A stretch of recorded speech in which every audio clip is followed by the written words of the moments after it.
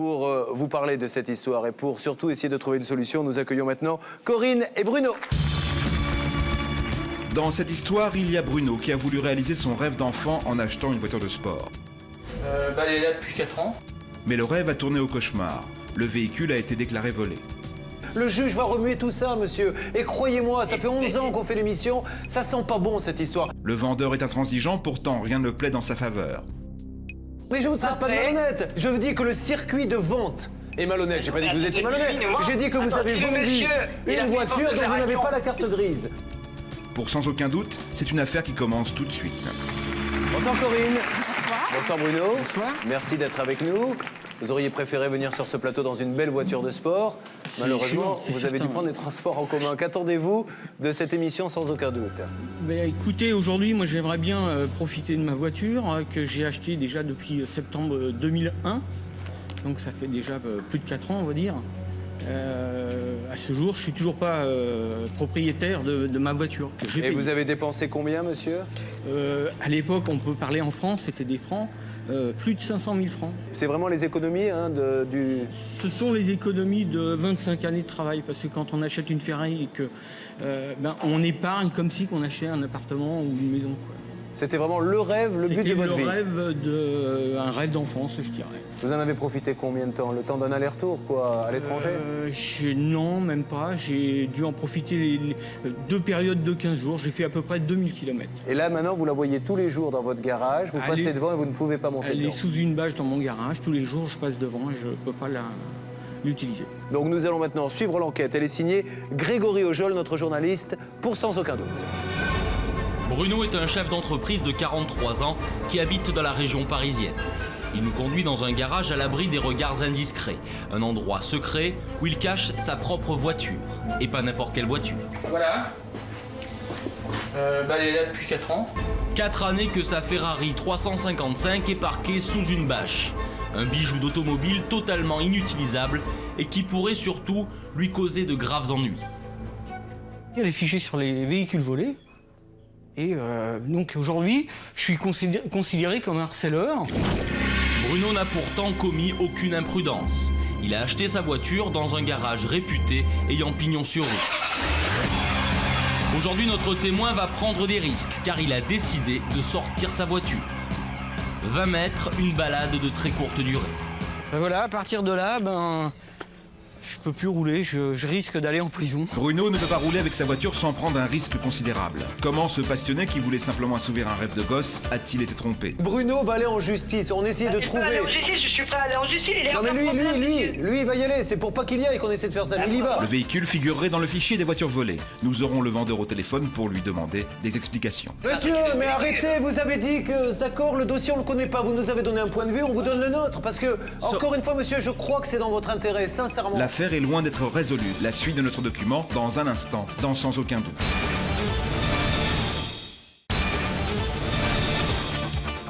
Il y a quelques instants, nous recevions Bruno qui a voulu assouvir un rêve d'enfant en achetant une voiture de sport.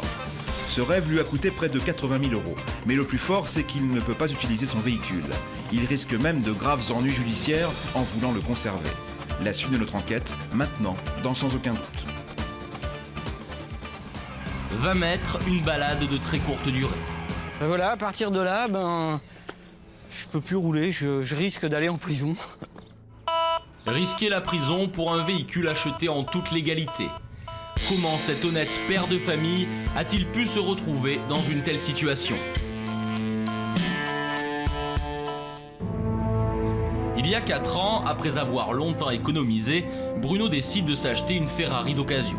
Il se rend alors chez un garagiste qu'il connaît bien, Monsieur T. Et ce dernier va vite lui trouver la perle rare, une Ferrari 355 GTS, la voiture qu'il convoite depuis des années. Pour un montant de 500 000 francs, la Ferrari est à lui. En septembre 2001, il reçoit les clés, un certificat d'immatriculation provisoire. Le reste des papiers doit être remis dans le courant du mois. On m'a expliqué que cette voiture était immatriculée au Luxembourg, que c'était un peu plus compliqué, qu'il fallait un peu plus de temps, donc je me suis pas trop inquiété et puis honnêtement, je leur faisais confiance. Le temps passe, mais toujours aucune trace de la carte grise, du certificat de cession, ni même de la facture.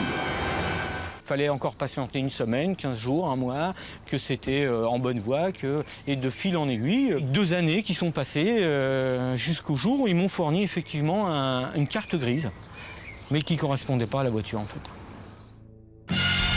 Nous retrouvons Bruno chez lui en compagnie de sa femme Corinne. Notre témoin se souvient du jour où il a enfin pris possession des papiers de la voiture. On était ravis. Ça faisait quand même 1 an et demi. Seulement, ça s'est trouvé qu'il nous a communiqué ça à un moment où on partait à l'étranger pour 2 mois.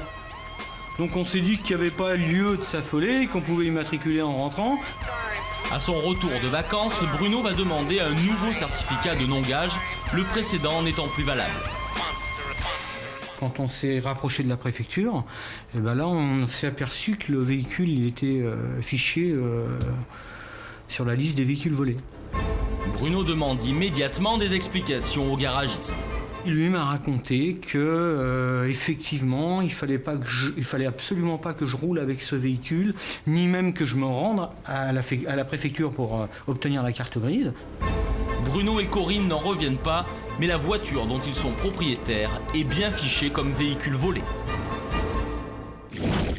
Dans un premier temps, le garage n'aura aucune explication à fournir. Mais le couple va vite connaître le fin mot de l'histoire, via l'avocat du garagiste. Le responsable de leurs soucis serait en fait le premier propriétaire de la Ferrari, Monsieur X, celui qui a cédé la voiture au garage. Cet homme a en fait tenté d'escroquer son assurance. Il a déclaré qu'on lui avait volé la Ferrari 1 mois après l'avoir vendue. Monsieur X a depuis été arrêté et il a avoué. Monsieur X a déclaré que sa plainte était en réalité une fausse déclaration. L'objectif était de sortir le véhicule de l'actif de sa société en liquidation judiciaire. Le garage ne peut donc pas être accusé d'avoir délibérément acheté une voiture volée. Mais une chose est sûre, c'est lui le seul responsable des problèmes de Bruno, mais il ne veut rien faire pour le sortir de là. Pour lui, c'est tout à fait normal, il réagit pas. Il veut faire aucune concession, c'est vraiment de l'aberration totale avec lui. Pourtant, dans cette affaire, le garagiste a commis plusieurs fautes et les papiers qu'il a fini par remettre sont plus que douteux. Là, sur la facture, c'est une année 2000. Sur la carte grise, c'est une 2002. Et en réalité, c'est une 99. Non, il sait très bien que de toute manière, parce qu'il nous l'a dit, que la facture n'était pas en règle. Mais bon, comptablement, il l'a passé comme ça. On se demande d'ailleurs comment. Les incohérences sont nombreuses. La facture est antidatée et sur la carte grise, la première date de mise en circulation est le 17 octobre 2002, alors que la voiture a déjà plus de 5 ans. Mais malgré les faits, Monsieur T refuse de reprendre la Ferrari. Elle n'a pourtant jamais roulé et elle n'a pas perdu 1 centime. Le garagiste n'aurait pas assez de liquidité, Bruno est dubitatif. Vous y croyez? Non. Non, j'y crois pas. Il est en train de... j'ai appris qu'il était en train de faire une succursale dans le sud de la France. Moi, je pense qu'il ferait mieux de penser à moi avant d'essayer de développer son commerce. Aujourd'hui, Bruno en a assez d'attendre. Équipé d'une caméra cachée, le couple se rend au garage pour tenter une ultime conciliation avant de lancer la procédure judiciaire. C'est Monsieur T qui les reçoit en personne.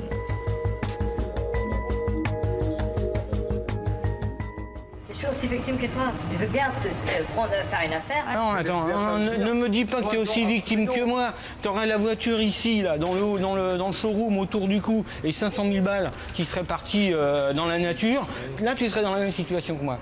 Là, tu peux pas nous rembourser la voiture. Aujourd'hui, je ne peux pas, je te l'avais dit. Non, il y a 3 solutions. 3 solutions. La première, tu portes plainte. Ce qui n'est pas... Première, je porte plainte et on entame une procédure. Ok. Ça, deuxième solution. Tu attends. Donc celle-là, elle n'est pas bonne, je peux la troisième solution, tu reprends un véhicule chez moi et on s'arrange sur le prix, et voilà. Donc là, il faut que je remette au bout. Bah oui. Dans l'histoire, nous, on est quand même de la baise. On est bien d'accord, on est quand même de la baise. Je veux bien arranger quelque chose. Seule proposition du garagiste, il reprend la Ferrari en échange d'une de ses voitures, mais Bruno doit en plus verser une grosse somme d'argent. C'est encore à lui de faire des efforts, il refuse. En 4 ans, Bruno n'aura eu l'occasion de conduire sa voiture qu'une seule fois, c'était un week-end sur un circuit privé. Dans cette affaire, il se retrouve aujourd'hui complètement coincé. D'un côté, un garagiste qui refuse d'assumer ses responsabilités, de l'autre, les assurances ou la justice qui peuvent saisir la voiture de ses rêves à tout moment. L'enquête est menée Grégory Ojol pour Sans aucun doute. C'est vrai que ça doit être difficile pour vous quand vous entendez le dialogue de celui qui vous a vendu cette voiture, d'autant plus que Maître de Caumont va nous dire dans une seconde que l'affaire est plus grave encore qu'on ne le pense. Et il vous demande donc de remettre un peu d'argent à la rigueur. Ah ben il me propose de reprendre ma voiture, évidemment, puisque là, il est quand même, ça fait 4 ans qu'on l'accule avec cette affaire, mais il essaie de me revendre un autre véhicule qui vaut 90 000 €. Donc ça voudrait dire qu'il faut que je remette encore 30 ou 40 000 € au bout de ma voiture, en sachant que le véhicule qu'il me propose est aussi vieux que la mienne et a 3 fois plus de kilomètres, donc c'est négatif pour moi. Alors, Maître de Caumont, l'affaire est plus grave que l'on ne le pensait il y a quelques instants encore. Déjà, premier point, la responsabilité. Il n'a pas, ce monsieur, dans la mesure où il rentre chez un professionnel, à aller savoir si l'ancien vendeur a fait des fausses déclarations et compagnie. Le professionnel doit lui faire une vente honnête. Mais bien sûr, et c'est d'ailleurs pour cela qu'on conseille régulièrement aux gens de se rendre chez des professionnels, puisqu'a priori, c'est garanti. C'est-à-dire qu'un professionnel de la vente automobile doit vous délivrer de façon conforme un véhicule tel que vous l'espérez, c'est-à-dire notamment immatriculable. Qu'est-ce qui est beaucoup plus grave dans cette affaire que nous avons découvert dans le reportage? Eh bien que non seulement ce vendeur professionnel n'a pas remis les papiers à notre ami pour pouvoir faire immatriculer le véhicule immédiatement, mais que, vous vous rappelez des dates, la vente est de septembre 2001 et qu'il a fini, au bout d'1 an et demi, par lui remettre une carte grise sur laquelle est mentionnée comme date de première mise en circulation, c'est-à-dire sortie d'usine, vente du véhicule neuf la première fois, puisque c'était un véhicule d'occasion, octobre 2002, si j'ai bien noté. C'est-à-dire que vous achetez une voiture et dans 1 an, elle va sortir d'usine. Alors vous venez d'acheter une voiture d'occasion. Là, il y a un gros malaise. Donc c'est un faux, cette carte grise. C'est un faux par définition, puisque ou bien vous avez rêvé, vous n'avez pas acheté une voiture et c'est 1 an plus tard qu'elle est arrivée d'on ne sait où sur le marché, ou bien alors c'est effectivement un faux caractérisé, cette carte grise. Alors, que vous dit le garagiste pour justifier le fait qu'il vous a donné les papiers aussi longtemps après? Qu'il n'avait pas eu la carte grise à la base. Il n'a pas eu la carte grise du propriétaire précédent, en fait. Donc on est d'accord, Maître de Caumont, qu'il reconnaît implicitement qu'en tant que professionnel, il a vendu une voiture dont il ne connaissait pas le pédigré, dont il n'avait pas les papiers. Bien sûr, un vendeur d'un véhicule d'occasion, que ça soit un professionnel ou un particulier, mais à plus forte raison un professionnel, est tenu de vous remettre l'intégralité des documents, ce qu'on appelle les accessoires à la vente, dont la carte grise, pour pouvoir aller faire immatriculer votre voiture. Sinon, la vente est nulle. Alors, Maître Novakovic, dans ces cas-là, que pourrait dire la justice par rapport aux agissements de ce professionnel? Il a fait preuve de négligence ou on peut aller plus loin dans les termes? Non, il a commis un délit de faux, usage de faux, voire même d'escroquerie. Alors, nous allons essayer d'en savoir plus maintenant. Voici le premier coup de fil, la régie fait le numéro.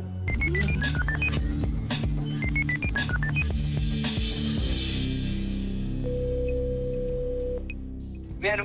Oui, allô. Bonjour monsieur, pardonnez-moi de vous déranger. Je suis Julien Courbet de l'émission Sans aucun doute. Oui. Donc monsieur, je vous explique le but de mon appel. Dans le cadre de mon émission, Sans aucun doute, j'ai donc à mes côtés Bruno Minichelli et son épouse. Et pour tout vous dire, on essaie vraiment de comprendre ce qui s'est passé avec sa Ferrari. Nous posons plusieurs questions à ce professionnel, dont les plus importantes. Pourquoi les papiers n'ont pas été délivrés lors de la vente et surtout pourquoi la carte grise ne correspond pas au véhicule vendu? Alors ça, comment vous nous l'expliquez? C'est ça qu'on comprend pas. Comment expliquer? Parce que nous, on a eu un PV de mine. Il nous manquait un papier de Luxembourg qu'on n'arrivait pas à obtenir. Le monsieur chez moi qui s'occupe de l'immatriculation, avec le PV de mine, il l'a présenté à la préfecture. On a eu la carte grise. Mais ça, ils sont tout le monde de con. On a la voiture. Si elle était sur nous, on l'avait volé la voiture. Au jour d'aujourd'hui, j'ai proposé une reprise que je vais reprendre la Ferrari, je vais la revendre un autre véhicule à la place. Non mais monsieur. C'était là ce cas. Monsieur, voilà. Sinon, je vous invite à appeler mon avocat qui connaît bien le dossier. Si vous voulez, mais monsieur, sachez, attendez monsieur, à un moment donné, d'accord monsieur, mais ne bottez pas en touche monsieur, c'est dans l'intérêt de personne de botter en touche comme ça. Nous on essaie de trouver, de comprendre une solution. Vous êtes un professionnel monsieur, vous ne pouvez pas laisser ce monsieur dans cette situation. Donc vous ne pouvez pas poser de problème comme ça. Donc aujourd'hui, qu'est-ce que vous proposez à monsieur Minichelli pour qu'il rentre dans ses frais? Reprenez cette voiture et puis c'est tout. Monsieur Minichelli m'a dit qu'il cherchait un 4x4, j'ai dit je suis prêt à lui vendre le véhicule qu'il veut. Non, lui il veut que vous la repreniez. craignez que la vente soit cassée. Il y a eu tromperie, vous lui avez vendu une voiture que vous n'auriez jamais dû lui vendre. Mais monsieur, je ne serais pas là aujourd'hui. Mais si, monsieur, parce qu'il n'a pas porté plainte. Mais s'il le fait, monsieur, vous êtes, excusez-moi. Je vous remercie, vous êtes très gentil. Vous pouvez se mettre en contact avec mon avocat. Merci de votre appel. Bien, voilà, là, monsieur, vous êtes tombé malheureusement sur quelqu'un qui... Non, mais je vous propose, maître de Caumont, que vous appeliez votre confrère, comme nous le faisons en antenne, pour lui demander des explications concernant cette carte grise et tout ça, et sur le fait que nous avons donné la possibilité à son client de s'exprimer, mais qu'il n'a pas répondu. Et si lui souhaite s'exprimer sur l'antenne de TF1, le conseil, il est évident que nous lui donnons la parole pour qu'il puisse nous donner sa version. Il n'aura fallu que quelques minutes pour qu'Éric de Caumont parvienne à joindre son confrère. Après un court entretien en coulisses, il revient sur le plateau de Sans aucun doute. Maître de Caumont nous rejoint. Vous voyez, c'est un réflexe.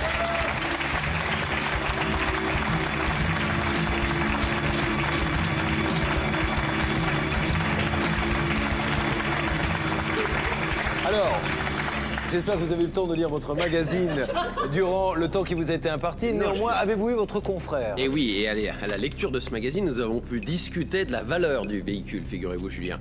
Nous avons eu une longue discussion avec mon confrère, le conseil du garage qui a vendu le véhicule, de laquelle il ressort que finalement, le gérant du garage qui avait vendu ce véhicule faisait des propositions probablement plus intéressantes que la précédente, puisque là, on ne parlait plus de l'achat d'un véhicule avec un peu d'argent à remettre au bout, mais éventuellement d'un échange pur et simple, sans aucune somme à rajouter, et qu'en tout état de cause, et c'est cela qui me semble intéressant, l'avocat de ce garage transmettait le vœu du gérant que nous avons eu tout à l'heure au téléphone, que vous ayez un contact direct, tous les deux, par téléphone, sans que ça soit sur ce plateau de télévision, et qu'il souhaitait vivement que vous arriviez à un accord tous les deux tout de suite. Alors, monsieur, est-ce que vous êtes prêt déjà à aller lui téléphoner hors plateau pour essayer de trouver un accord avec lui? Pour moi, il n'y a aucun problème. Bon, deuxième chose, est-ce que vous êtes prêt à faire un échange donnant-donnant sans rajouter d'argent? Le souci, moi, à la limite, je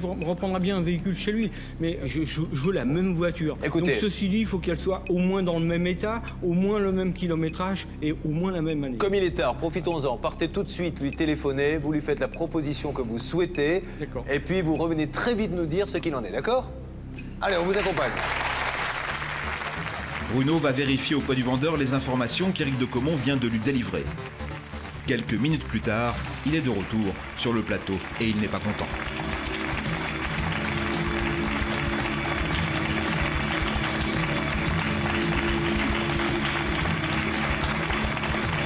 Bruno, comment s'est passé ce dialogue?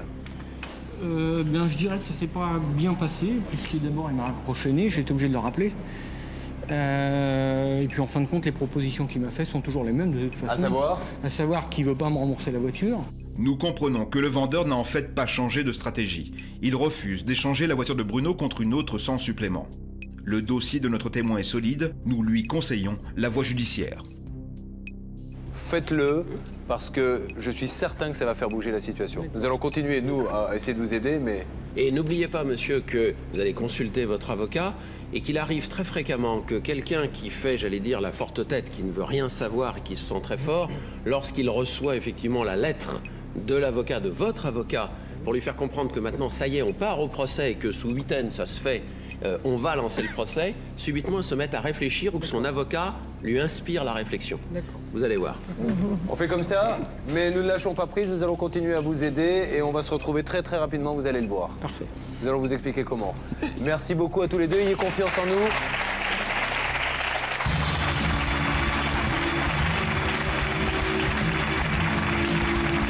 Nous n'étions pas satisfaits de l'issue du dossier de Bruno. Il revient quelques semaines plus tard avec sa femme sur notre plateau. Nous avons peut-être une solution. Corinne, bonsoir. Bonsoir. Bonsoir Bruno. Merci d'être de nouveau sur le plateau de Sans aucun doute. Je préférerais que vous puissiez faire ces déplacements dans la voiture sportive que vous avez achetée, mais vous devez pour l'instant vous contenter des transports en commun.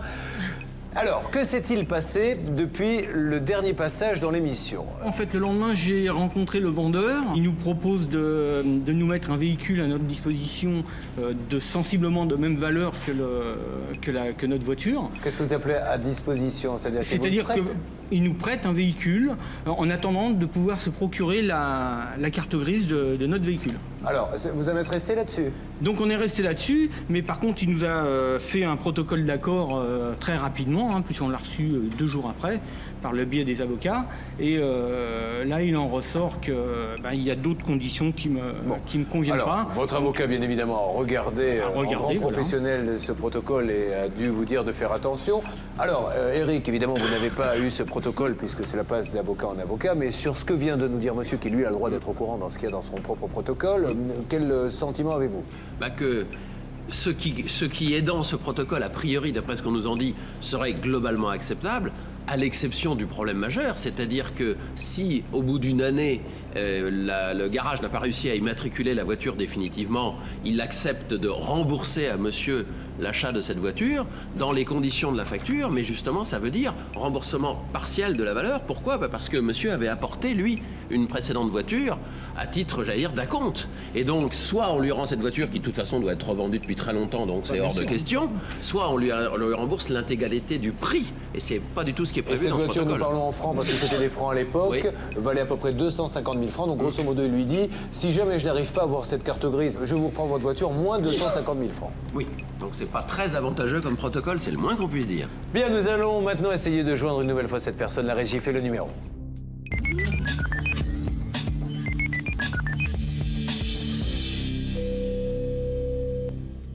Allô? Oui. Oui, bonjour monsieur, pardonnez-moi de vous déranger, Julien Courbet de nouveau. Ne pas, monsieur, allez-y, parce que j'ai 2 minutes pour vous, parce que j'ai du monde ici. D'accord, donc je fais très vite. Ce monsieur qui a acheté la voiture chez vous, Bruno, me dit que vous aviez essayé de trouver un terrain d'entente avec un protocole d'accord. Voilà, alors 2 solutions, je vous dis, sinon vous pouvez appeler mon avocat, ou je lui prête un véhicule en attendant que l'affaire soit réglée avec le procureur, c'est-à-dire qu'il enlève des fichiers volés, ou je le rembourse par rapport à la facture, moins les kilométrages, bien sûr, qu'il a utilisé. Alors, c'est là où lui n'est pas d'accord, parce que lui, si vous voulez, il est d'accord pour que vous lui prêtiez une voiture, et même s'il faut attendre longtemps, il est tout à fait d'accord, que si jamais vous n'avez pas la carte grise, vous le remboursiez, mais lui, il ne peut pas se permettre de perdre la voiture qu'il vous avait apportée. Non, il n'a pas absolument pas. Nous, on s'est vu ce qu'il a payé, c'est ce qu'il a repris comme son véhicule avec la facture d'achat et la facture de vente, et la livre de police et notre comptabilité. On rembourse par rapport à ça, bien sûr.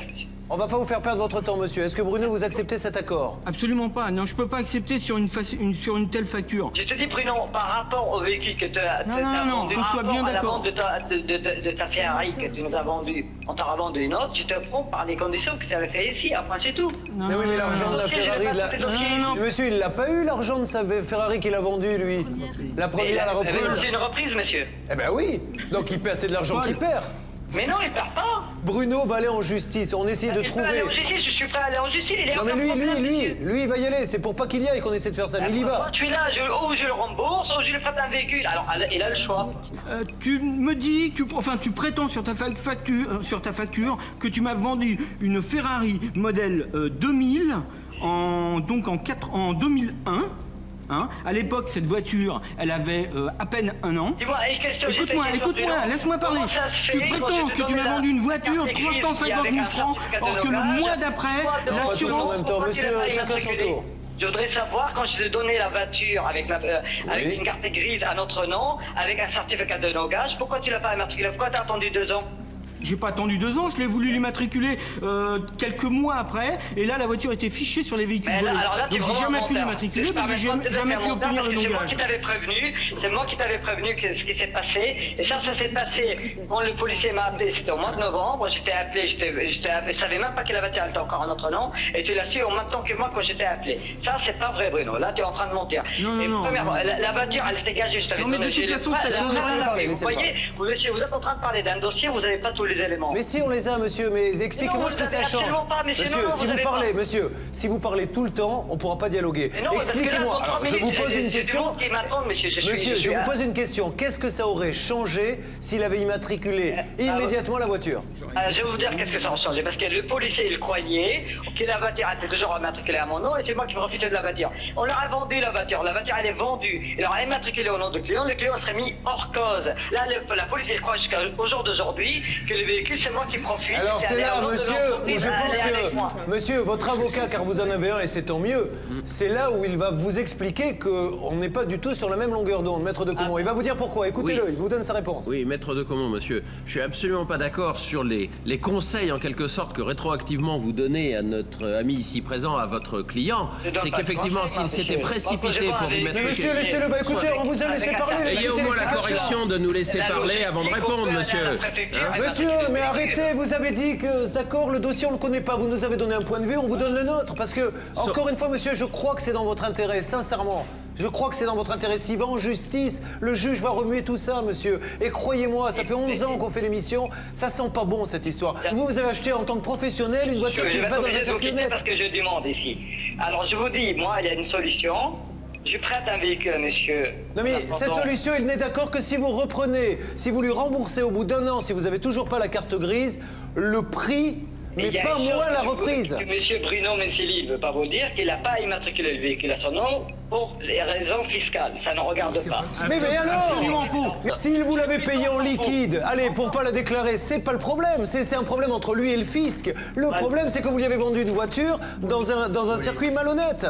Maintenant que lui, après, veuille faire une fraude fiscale, tant pis pour lui, les impôts sont en train de l'écouter, vont venir le chercher. Je suis obligé de vous couper parce que... Bon, alors, monsieur, en tout cas, sachez, et je vous traite pas de malhonnête. Je vous dis que le circuit de vente est malhonnête. J'ai pas dit que vous étiez malhonnête. J'ai dit que vous avez vendu une voiture dont vous n'avez pas la carte grise. Donc aujourd'hui, monsieur, ça sera notre dernière conversation. Bruno, qu'avez-vous décidé de faire? Ah bah je vais être obligé d'attenter une procédure... Au pénal? Bon, pénal, bien sûr. C'est pénal, ça, maître Novakovic?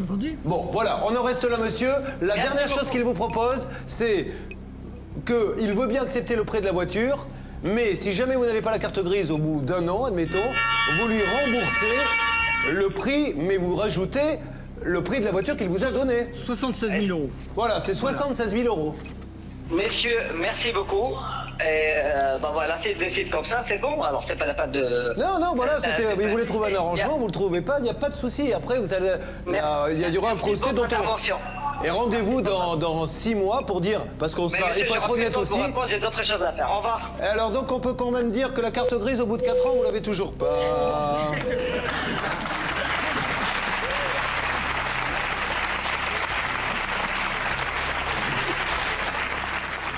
Maître de Caumont, pour synthétiser, quelle est l'action que vous conseilleriez vous-même à un de vos clients s'il était dans la même situation? L'avocat de monsieur le conseillera bien, mais quelle est l'action qu'il doit mener?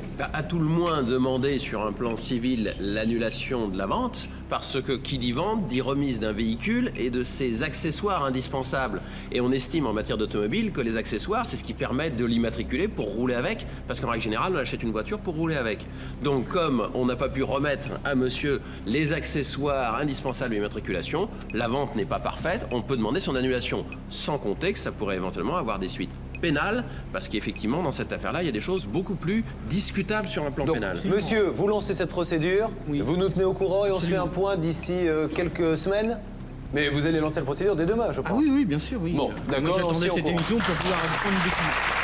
C'est gentil, monsieur, en tout cas. On va vous suivre, on ne vous laisse pas tomber. Et je pense que de toute façon, vous allez avoir des nouvelles dès que les premiers recommandés vont partir et les premières assignations. Récupérez vos documents. Merci à tous les deux, on se tient au courant. Vous vivez la même situation, appelez-nous.